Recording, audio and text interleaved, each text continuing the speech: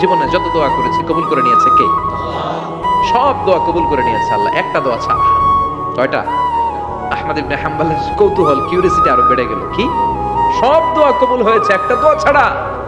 মাযালিকা দোয়া ইয়া শাব, কি সেই দোয়া?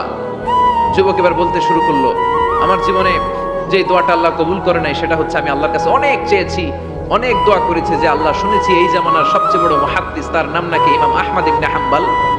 আল্লাহ তোমার কাছে আমার চাওয়া, আমি যেন এই ইমাম আহমদ ইবনে হাম্বলরে দেখে মরতে পারি, আমি যেন ইমাম আহমদ ইবনে হাম্বলের হাতে হাত রেখে মুসাফা করতে পারি আর তার কপালে একটা চুমু এঁকে দিতে পারি।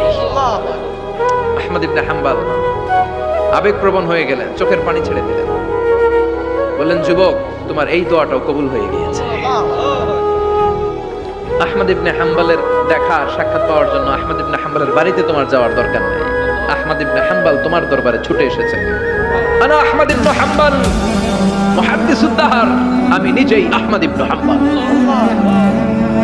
যুবক চোখের পানি ছেড়ে দেয়, আহমদ ইবনে হাম্বল চোখের পানি ছেড়ে দেয়।